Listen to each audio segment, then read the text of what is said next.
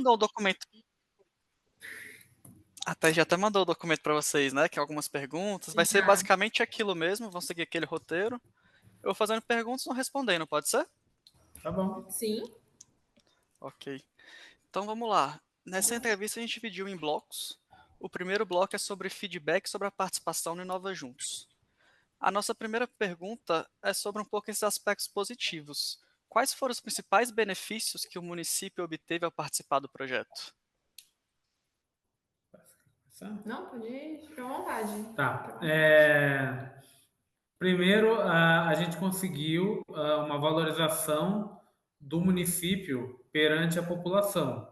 A gente começou a divulgar a nossa participação como um fato inédito para a população, né? E valorizar que a gente tinha muito potencial a ser explorado e valorizado pela comunidade daqui, que muitas vezes era uma dificuldade da pessoa ter o pertencimento da cidade. Então a gente conseguiu, não necessariamente tendo uma comparação, mas tendo outros exemplos, principalmente os portugueses que já conseguiram fazer a população se engajar, a gente conseguiu fazer um fortalecimento da população aqui na Prata, melhorar isso. Show de bola. Quer Tem falar também? também Desculpa. Tem também a parte de contatos, né? Rede de contato, networking que a prefeitura aqui, que o município conseguiu fazer com os outros municípios, né? Tanto os brasileiros quanto os portugueses. O projeto foi uma ponte que possibilitou que a gente tivesse essa troca de informações e de entrosamento. Que bom. É bom ouvir essas coisas, quer dizer que está dando certo o projeto, mesmo chegando ao fim, bom coletar feedbacks assim. E quanto aos pontos de melhorias, quais foram os principais desafios encontrados durante a participação no projeto? No começo, eu acho que uma grande dificuldade foi fazer a própria equipe gestora entender e comprar a ideia. Porque no início, quando a gente foi fazer desde o preenchimento lá do questionário, a entrevista com o Zanin, todo mundo tinha medo do desconhecido. Ninguém nunca tinha participado de um projeto da confederação, ninguém sabia como era. E aí a gente viu que tinha uma demanda que a gente tinha que aplicar horas de trabalho para se empenhar nas cooperações. Assustou um pouco a equipe de secretariado, por exemplo. E aí a gente começou a fazer esse convencimento da importância do município participar disso e de formar essas parcerias com outros municípios que tenham boas práticas, né? E aí, com o passar do tempo, quando o pessoal veio para cá construir o diagnóstico, começou a ficar um pouco mais claro e o pessoal começou a ter uma maior participação, mais ativa, e entender realmente que, por mais que não fosse uma coisa que tivesse precedente na cidade, agora todo mundo quer mais projetos, quer que a gente participe de mais coisas. Muito bom. Então vocês acham que uma parte de melhoria também da gente seria deixar um pouco mais claro do que vai fazer algum manual, alguma coisa? Tem alguma área que vocês acham que a gente poderia melhorar nisso para superar esses desafios? Eu acho que seria interessante, principalmente para aqui, o legislativo nosso teve muita dificuldade de entender como funcionava. Então, assim, na primeira missão eu tive que render contas para cá porque o pessoal estava me questionando dos gastos e por que o secretário estava indo para a Europa, essas coisas assim. E aí, até na época, o Zanin se propôs a fazer uma apresentação para o legislativo e tal, mas eu acho que a gente tem um manual, uma coisa mais robusta assim para se justificar e ser uma coisa mais apresentável para esse pessoal da vereança e tudo mais, ajudaria um pouco nessa para evitar essas discussões e murmúrios que acabam sendo boatos na cidade e tal. Entendi. Bom saber. Nas próximas a gente pode até bolar alguma coisa para ficar bem claro, para todo mundo entender do município que vai participar. A gente, durante o projeto, também teve várias entregas, né? E algumas foram as principais, vou falar um pouco delas. A primeira foi o diagnóstico vocacional. A gente queria saber um pouco quais foram os aspectos positivos na realização desse diagnóstico. Pode ir. O- A Thaís, como ela mandou as perguntas antes pra gente, né? A gente já deu uma lida, mas a gente debateu tudo junto antes, né? A gente conversou bastante sobre o projeto. Aí o Igor tá falando, mas a gente já alinhou Tranquilo. certinho. Bom, a gente teve, junto com a construção do diagnóstico vocacional, a gente tinha umas limitações de equipe técnica para poder mensurar esses índices que a gente foi tratado e discutido no diagnóstico. Muitas vezes a gente tentava criar um engajamento da população, mas aqui é muito polarizado. Então, quando era a equipe da gestão tentando fazer um levantamento, um diagnóstico, a gente não tinha engajado, as pessoas não iam para as audiências públicas e tudo mais. Quando a equipe da CNM chegou para fazer isso, se mostrou como sendo uma questão apartidária e sendo pelo município. Então, a gente teve aí um pessoal que nunca se engajou fazendo parte, inclusive da iniciativa privada. E aí isso ajudou a gente que estava ali a ter uma dimensão mais realista do que é a vontade da população e tudo mais. E esse diagnóstico vocacional, depois que a gente recebeu ele, a gente começou a fazer o nosso plano diretor. Então ele vai ser um subsídio para a construção do plano diretor da cidade. Que bom, então foi bem positivo. É difícil unir as pessoas no município, né? E às vezes uma pessoa de fora consegue fazer esse trabalho um pouco mais fácil para as pessoas não conhecerem e aceitar mais fácil, né? A gente tem que ser realista nisso. Ainda mais aqui no município de Águas da Prata, que é um município pequeno, e a população fica meio que com o pé atrás, todo mundo já é mais acanhado, e aí às vezes pode passar a impressão de que o poder público está tentando dar uma pressionada, às vezes se sente um pouco coagido, mas é com as meninas aqui, com a Thaís e a Alice, quando elas foram fazer o diagnóstico, foi um cenário diferente do que a gente esperava, né? Foi positivo, embora a gente ache que poderia ter sido mais engajado por parte da sociedade civil, né, da população, mas ainda foi muito positivo, foi melhor do que se o poder público tivesse feito algo. Entendi. E em pontos de melhoria, vocês acham que tem alguma coisa que a gente poderia ter feito diferente nesse processo do diagnóstico ou acho que foi bom desse jeito, não mudaria nada? Eu acho que da parte do procedimento não mudaria nada. Eu acho que o município, teria feito algumas coisas um pouco diferentes, mas não da parte de vocês. Entendi. Só por Tem muita curiosidade, conta pra autocrítica, viu? gente. Não, eu acho que assim, porque assim, uma das dificuldades é o contato com essas pessoas. Boa parte da divulgação dessas reuniões que a gente teve foi ofício, foi os convites digitais, os anúncios digitais. Mas eu teria feito uma força-tarefa para a gente ir porta a porta falar com mais gente. Entendi, Considerando faz ser um sentido. município pequeno, né? A gente Aham. consegue fazer um Aqui- porta a porta Sim. no município todo. Não, cada município tem sua particularidade, né? Tem alguns que não conseguem, outros conseguem, tranquilo. Mas vamos lá, falar um pouco agora sobre as missões técnicas, que tiveram várias, né? Foram para Portugal, os portugueses vieram para cá, teve Brasília Marcha, teve outros encontros. A gente queria saber como essas missões contribuíram para o desenvolvimento do município. Pode ir. Tá. Eu acho que o primeiro ponto é que, assim, a gente, na primeira missão a Brasília, a gente estava um pouquinho perdido, realmente por não saber o que esperar e como ia funcionar. Mas, e tinha uma grande timidez em abordar a equipe e falar, ó, tô perdido, me ajuda. Mas aí foi gradual, a gente conseguiu ter um suporte muito bom do pessoal, inclusive dos portugueses, do meio para o fim da primeira missão, que a gente tinha medo de falar com os portugueses. Mas a gente conseguiu ver muito do que a gente é avançado em algumas coisas frente a outros municípios e ver também o tanto que a gente precisa melhorar em outros aspectos. Então, isso também serve para um afago no trabalho que a gente vem fazendo na gestão, mas também um puxão de orelha para ver que a gente consegue sempre melhorar mais.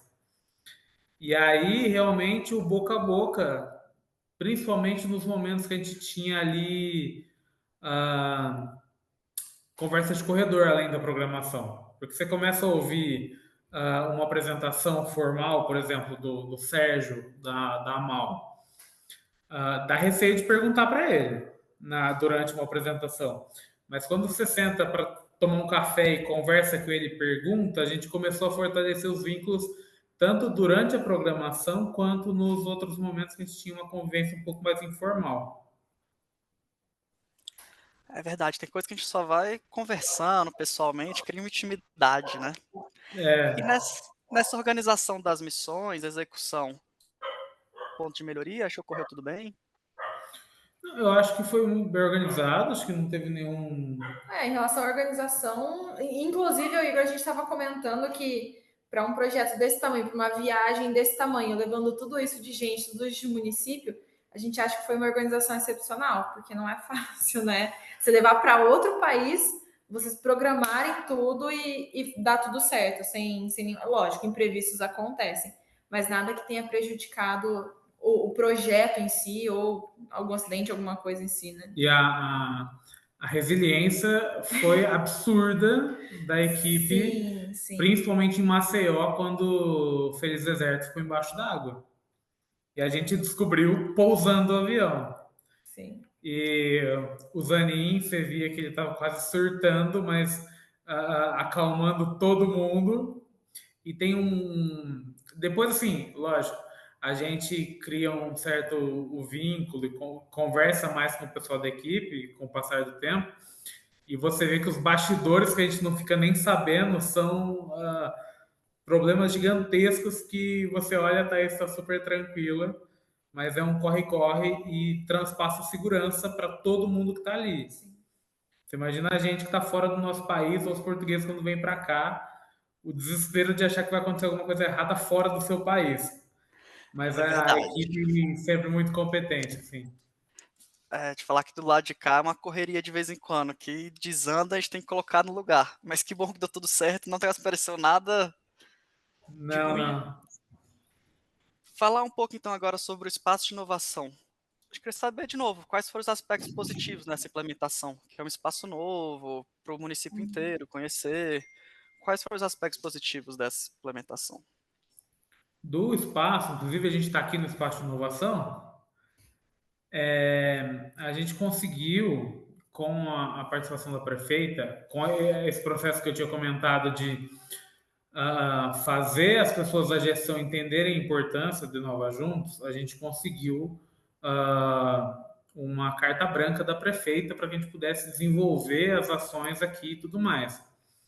Então, a secretaria, quando a gente começou o projeto, que a Thaís veio aqui, a gente era uma sala, né? Todo mundo ficava numa mesma sala só.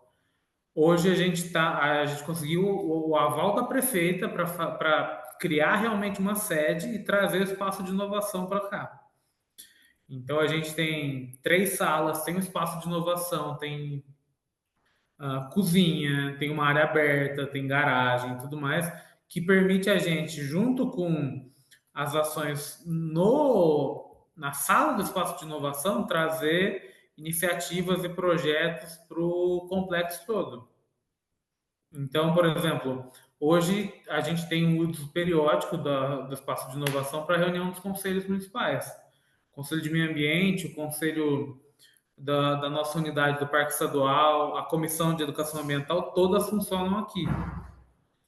E a ideia é expandir para os outros conselhos municipais também, além de a gente ter uma estrutura maior e conseguir receber treinamento, workshop, criança. A gente consegue ter um espaço que tem material didático aqui também. Entendi. Então, o planejamento seria até expandir tanto o local quanto as áreas de atuação, né? Se for pensar. Vocês Sim. querem um ambiente acolhedor para todo mundo chegar e ter alguma coisa ali para projetar, para trabalhar. Muito legal. É uma ideia mais multidisciplinar. Esse prédio que a gente está aqui, a gente já divide ele com o governo do estado.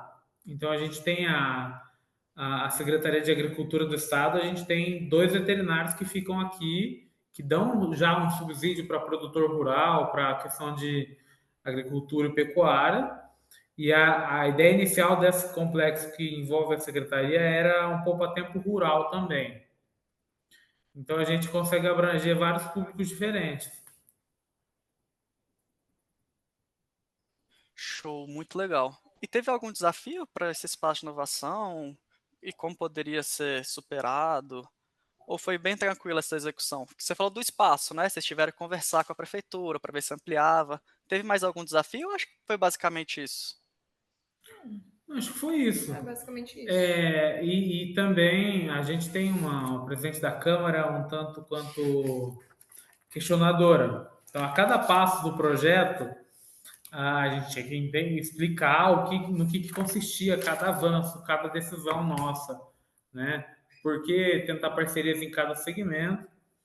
E quando a gente falou que a gente dispôs de um espaço físico, a gente foi trabalhar realmente com eles para explicar no que esse espaço seria usado, se não seria um espaço que ficaria ali ocioso. E aí a gente foi esse convencimento do legislativo de novo. Entendi, legal.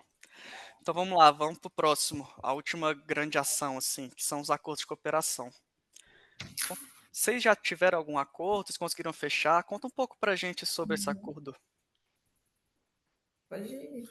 Tá, a gente fez inicialmente uma proposta de cooperação com a MAL na primeira missão, que era ligada aos incêndios. Durante o andamento das nossas discussões, a gente acabou tendo uma afinidade com os baldios pela questão dos fogos nas montanhas. E aí a gente migrou um pouco mais para essa cooperação com os baldios. Essa cooperação a gente trouxe o engajamento de Capitólio e de outros municípios do Brasil. E a gente fez um workshop, deu mais de 400 pessoas assistindo o workshop e tudo mais, para discutir quais eram as políticas que a gente tinha aqui, porque a gente passou por grandes incêndios nos últimos 5 anos, os avanços que a gente teve, as dificuldades que a gente teve. Inclusive, o Capitólio, na época, pediu a legislação que a gente construiu aqui na Prata, porque a gente não tem corpo de bombeiros, eles também não, e o porte é parecido.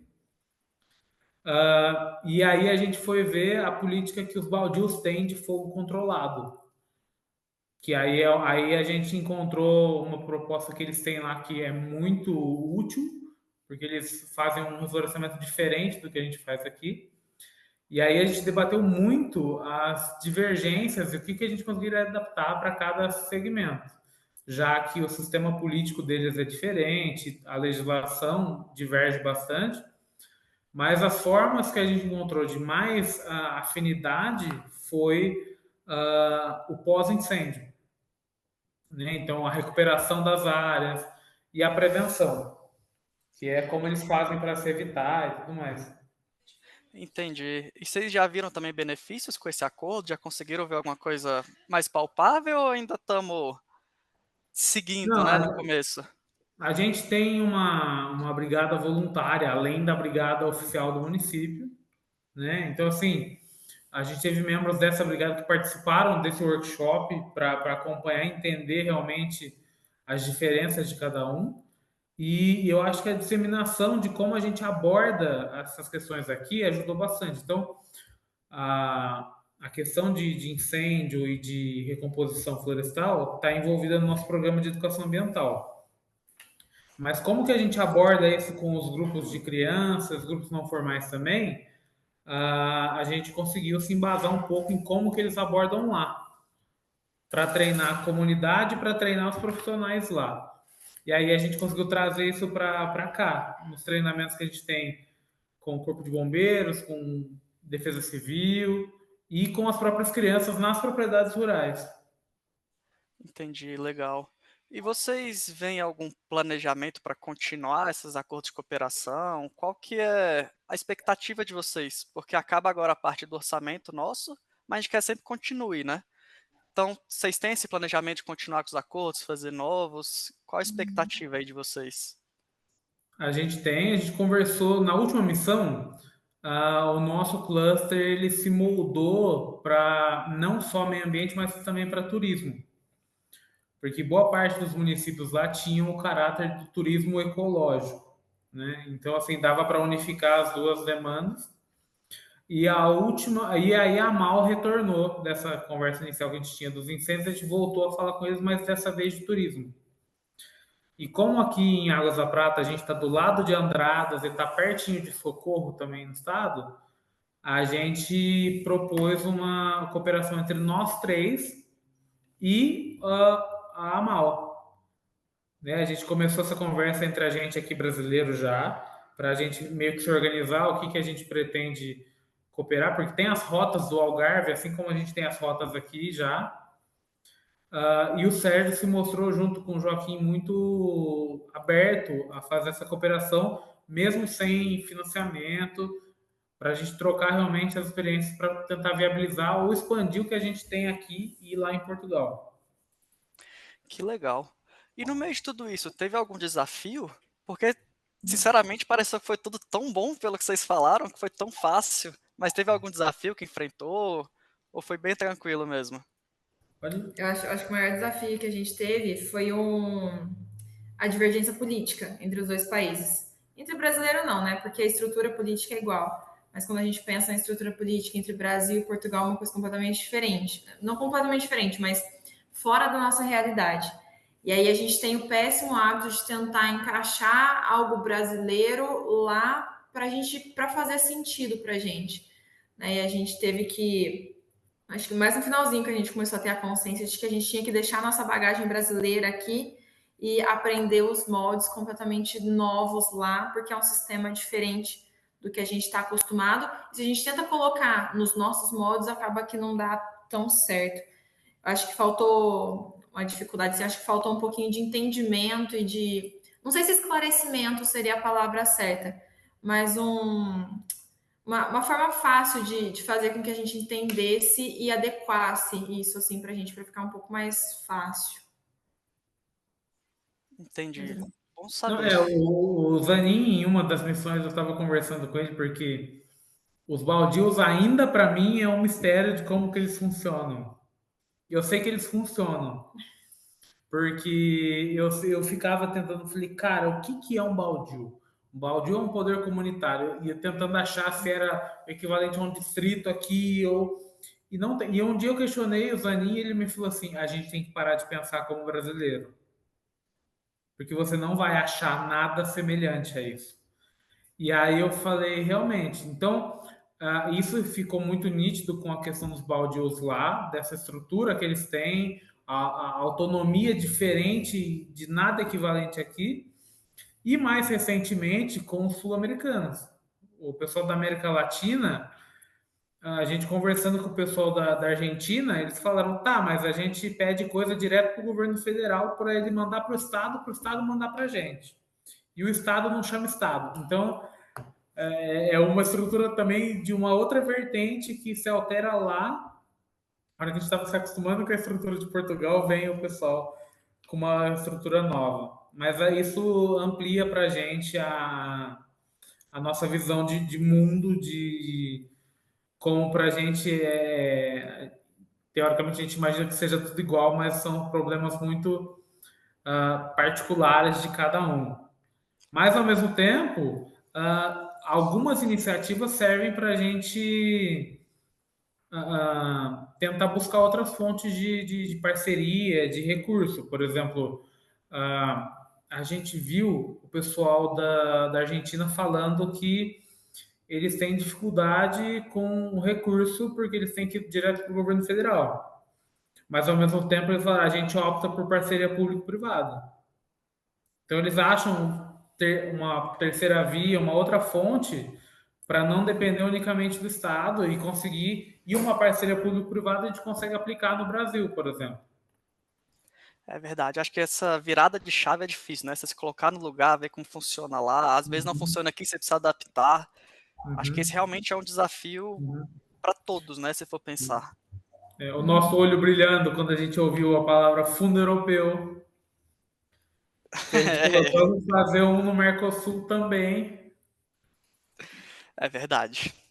Mas vamos lá, vamos para o próximo bloco agora, falar um pouco sobre boas práticas e casos de sucesso. A gente queria saber se o município já implementou alguma atividade ou iniciativa inovadora em decorrência do projeto. E descrever um pouco para a gente, se sim, quais foram, contar um pouco essa história para a gente. Não, pode ir você. Você fala tão bem. Tá, a gente levou para a marcha duas boas práticas, né? Que são a Seresta, que é uma prática ligada à cultura e música, que quem coordena isso diretamente é a nossa Secretaria de Turismo. E acho que o carro-chefe nosso aqui acaba voltando para o programa de educação ambiental. É um programa que ele foi construído para ser multidisciplinar. Então, assim, ele muitas vezes a gente fala e acaba retornando nele de novo, porque como ele pega a comunidade na estrutura formal dentro das linhas escolares, mas também a comunidade como munícipe, como turista, como os diversos grupos que a gente tem, acaba sendo uma coisa mais abrangente que a gente vai desde educação, turismo, cultura, meio ambiente, a parte de abastecimento, a gente consegue ser uma boa prática que abrange vários setores. Tanto que e aí essa prática culminou numa comissão específica do município para tratar só disso. Então, assim, existe um calendário anual das ações que a gente vai ter previstas para atender todos os grupos que a gente tem na cidade. E aí a gente teve uma vertente dessa boa prática que a gente conversando com o pessoal de Coimbra, né? Que teve uma troca do interlocutor de Coimbra e quem foi o interlocutor foi o Antônio nesse final. E o Antônio é o chefe de meio ambiente de lá. Como a gente aqui também trabalha com incêndio, porque nós acumulamos a função de defesa civil e brigada de incêndio florestal, a gente aborda isso como meio de educação ambiental e ele trouxe na última missão o diretor de proteção civil de lá. E aí a gente teve essa discussão um pouco mais aprofundada, que a gente começou falando dos fogos que Coimbra tem também, e a gente recebeu uma proposta de Coimbra para cooperar realmente, para desenvolver um plano de educação ambiental para Coimbra em conjunto. Então, a gente já conversou com eles na última semana, eles estão formalizando uma proposta de cooperação para a gente, para poder replicar a estrutura do nosso plano aqui com eles, para uma cidade que foi até uma surpresa para a gente, porque Coimbra é uma cidade 12 vezes maior que a Prata, de uma história de séculos, né? E no começo, eu confesso que a gente tinha uma ideia de que Portugal sempre era 100%, eles já tinham acertado e errado em tudo, e a gente só que tinha que aprender com eles. E foi uma surpresa quando eles pediram ajuda. Falou, olha, a gente entende que a gente tem a ganhar e vocês também com essa parceria, e a gente quer a ajuda de vocês. Que legal, porque a gente pensa sempre que eles que vão passar para a gente, porque estão na Europa e tal, e ver que eles também podem aprender com a gente, né? Que a gente tem coisas boas que podemos passar. E dessas iniciativas, já tem algum resultado concreto ali ou está na implementação e ainda não conseguiu colher os resultados? Dessas do plano de educação ambiental, a gente tem o nosso histórico, né, de ampliação e atendimento da comunidade aqui, mas os resultados dessa cooperação ainda estão em vias de acontecer, né, que aí seria a criação do plano com essa implementação e também a questão do turismo, da boa prática de turismo, que a gente ainda está discutindo como que a gente faz, seja um roteiro aqui com o pessoal dos outros municípios da região, porque já existe um roteiro que transpassa os municípios, mas a gente queria fazer uma ampliação disso com a participação ativa do poder público para incentivar o turismo ecológico, enfim, que é o que o Algarve já faz.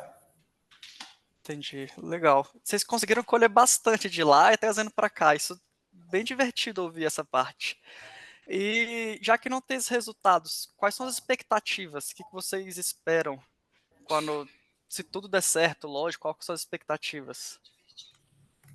Não, eu acho que a gente tem algumas ideias, né, do que a gente gostaria que acontecesse, mesmo a gente continuando ou não aqui na gestão, porque acho que independente das eleições, o município só tem a ganhar com esse trabalho que foi começado. Então, a gente tem algumas coisas que a gente consegue fazer ainda nesse final de mandato, né? Que é deixar contatos alinhados para que a gente possa ter uma continuidade, né? Independente do interlocutor que estiver trabalhando nisso. A gente tem algumas ferramentas legais que a gente pode usar, porque a gente sabe que o financiamento acaba, mas não necessariamente a gente precisa de dinheiro para executar tudo.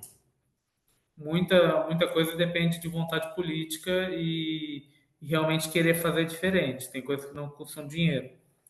Mas a gente tem, por exemplo, a ideia de que a gente consiga mudar um pouco a cultura das pessoas e que, no caso dos incêndios, por exemplo, diminuam essas coisas que já vem acontecendo, a diminuição das áreas afetadas e tudo mais, que a gente consiga melhorar parcerias com entes. Por exemplo, a gente foi para Portugal e a gente viu a apresentação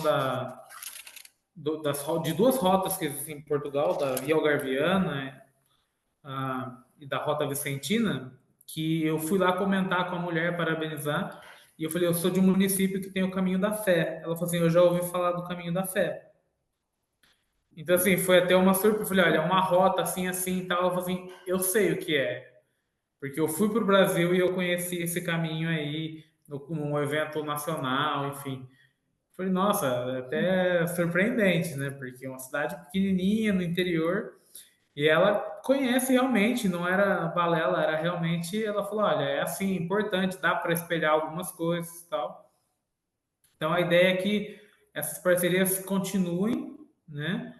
E que a gente consiga estruturar melhor essas práticas que eles têm lá, como, por exemplo, a segurança nas trilhas e rotas de contato, a informação, o acesso à informação, essas coisas. Que legal. Acho que minha última pergunta ia ser de planejamento sobre essas boas práticas, mas acho que você já disse tudo aqui na sua fala. Eu acho que você quer adicionar alguma coisa? Que eu vi que você ficou meio Não, assim. tem uma coisa que eu não falei, mas Ah, que dá para a gente ainda fazer. E acho que é um meio legal de garantir, meio que, independente de se a oposição entre ou alguma coisa, a lei orçamentária do município e o planejamento plurianual, a gente consegue incluir dotação específica para empenho com cooperação e parceria internacional, por exemplo. E aí você garante que no orçamento, independente de quem tiver assumindo o governo, vai ter pelo menos um recurso mínimo ali para empenho com essa finalidade.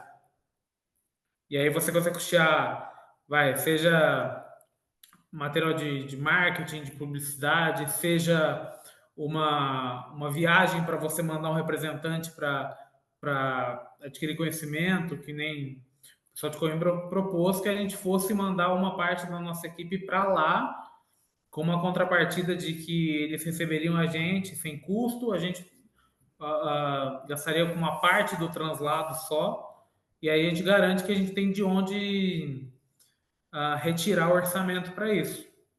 E aí, goste ou não, como a lei orçamentária de 2025 e o plano plurianual vão ser elaborados pela gestão que ainda está aqui, a gente tem uma forma legal de pressionar para que o município continue com essas iniciativas. entendi. Muito legal. Assim, eu acho que já respondeu tudo que a gente precisava. Acho que só resta falar que no próximo Inova Juntos, Thaís, me coloca na viagem para Portugal.